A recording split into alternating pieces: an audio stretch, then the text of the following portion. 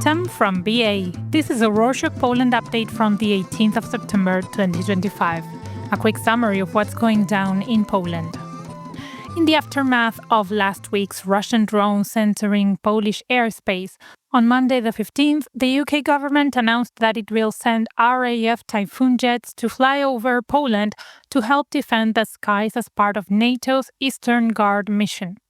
Keir Starmer, the UK Prime Minister, said sending the jets is the right move against Russia's growing aggression.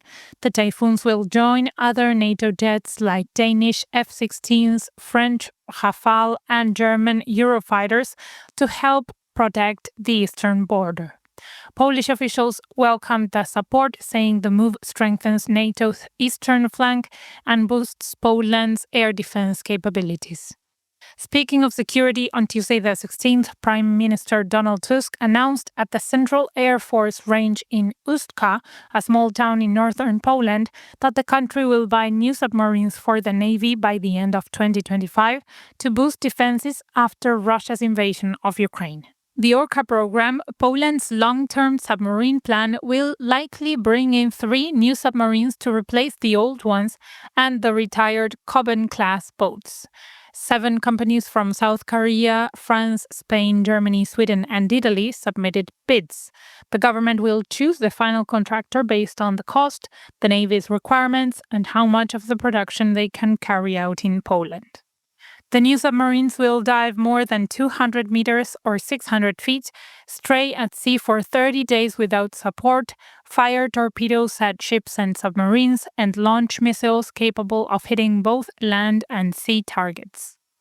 Switching gears to new laws, on Friday the 12th, the lower house of parliament passed a law introducing a heating bonus for households using central heating for the second half of 2025 and the whole of 2026. It also extended the electricity price freeze at 500 zloty, about $140 per megawatt hour for the last quarter of 2025. To receive the full bonus, one-person households should bring in 200 zloty, about $900 per month or less, while multi-person households should bring in 2,400 zloty, about $600 per person per month or less. Households exceeding these limits will get less money. The government expects to send around 900 million zloty, about $250 million, on the heating bonus and electricity price freeze by the end of 2026. The new law aims to help households and start bringing down electricity prices next year.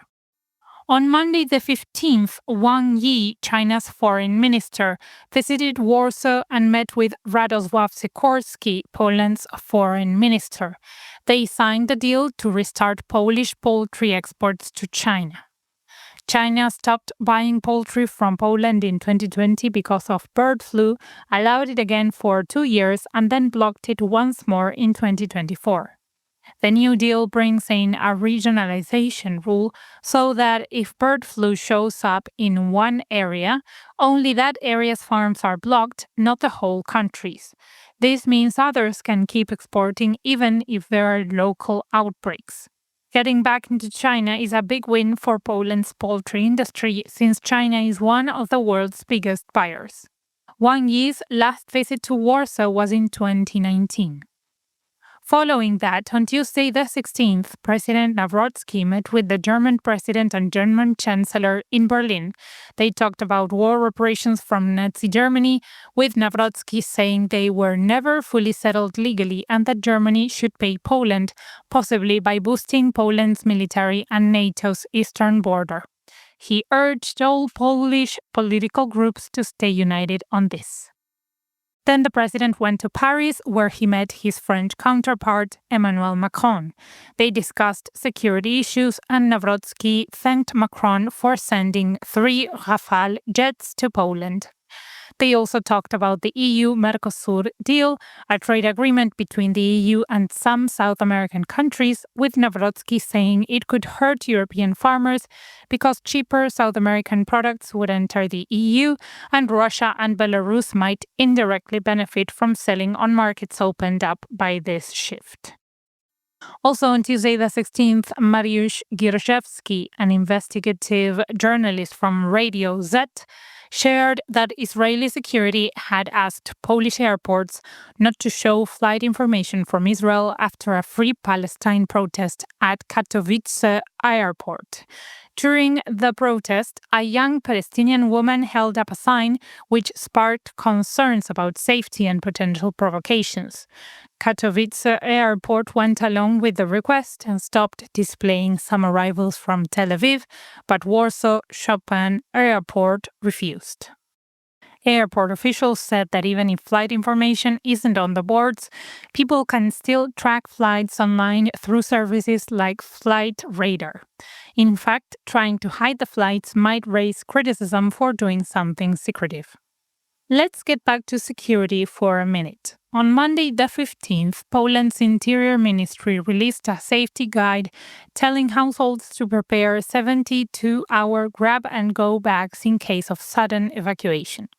The bags should include water, first aid supplies, medications, basic hygiene items, important documents, cash, and essential tools like flashlights, radios, phones with chargers, and multi-tools.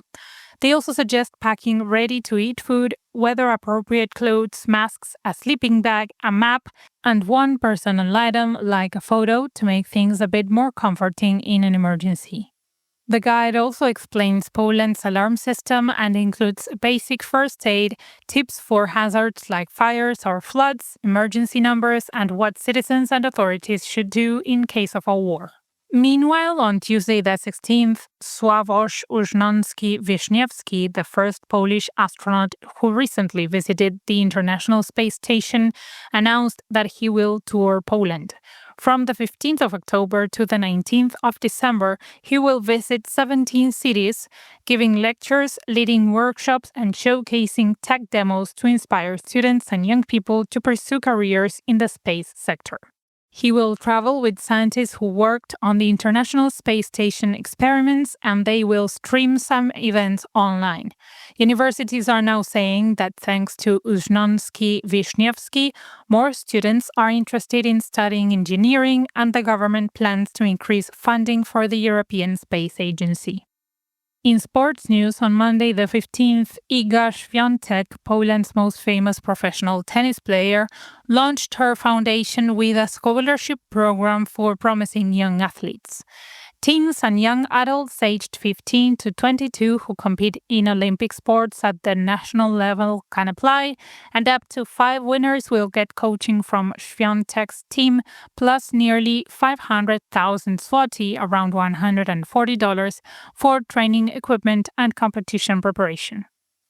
Świątek said the project lets her use her experience and fame to support young talent and make a positive impact both in sports and beyond. On another program supporting youth, on Tuesday the 16th, Radosław Sikorski and Henryka Moshika-Dendis, Deputy FM, attended the Poland Business Adventure Gala at Warsaw's Royal Castle. The event marked the launch of an ambitious new program bringing 100 talented young people of Polish descent from Europe, the UK, the US, and Canada to take part in 3-month internships at 48 leading Polish companies. The Foreign Ministry and the Polish Investment and Trade Agency created the initiative to help the interns' careers while strengthening their ties with Poland's business world and cultural heritage. At the gala, officials awarded certificates to interns and partner companies and announced plans to expand the program to even more members of the global Polish diaspora.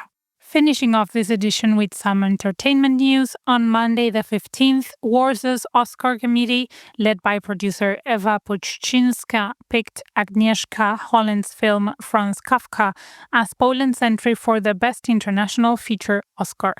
The film shows Franz Kafka, a modernist writer known for dark, surreal fiction, focusing on his personal struggles and his influence as a major 20th century writer, while showing how his fears and anxieties are still relevant to young people today.